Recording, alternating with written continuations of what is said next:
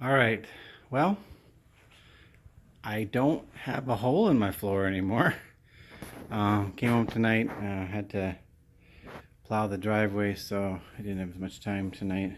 Trying to get a couple hours in every night. But if you remember, yesterday that was open, and I had to reinforce one of the joists that had actually been damaged fairly badly from ripping all the screws out of it.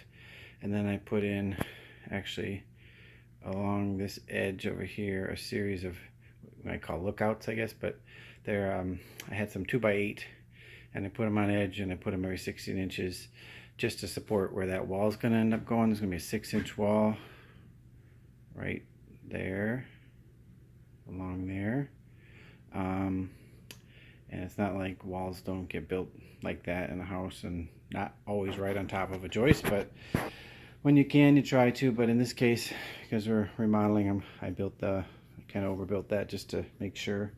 But it's not a load-bearing wall or anything like that, so it should be fine.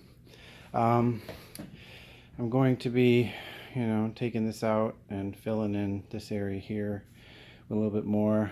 And actually, the rest of it can probably I can put I'm going to use a cement board on top of this with thin set. The way this house was built originally was they put the floor system in, and they decked it with 1/2-inch plywood, and then they put the walls up, and then they went around and filled all the rooms in with 1/2-inch plywood to get 1 inch, which is not the way I built houses when I was building houses, but we would deck them with a 3/4-inch tongue and groove, like chipboard OSB product, and use PL 200 to glue them down and screw them in, and then we just built our walls right on top of that. There was probably pros and cons to both ways. If that ever got wet before you had a roof on, then that OSB, sometimes the seams would buckle on you a little bit. That could be a problem. So anyway, I glued this down with some PL 400 and screwed it every 8 inches, and so it's in there good and solid.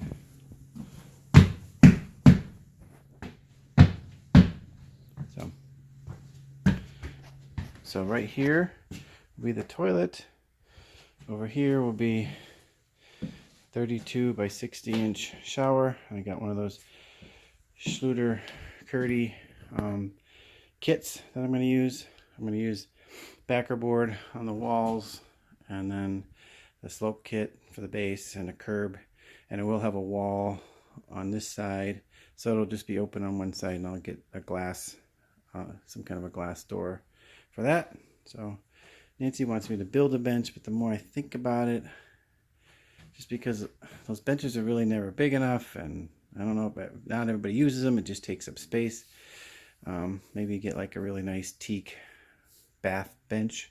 Seen some really nice ones that would look pretty cool in there. So anyway, this is the end of, I guess, day 4 on this project.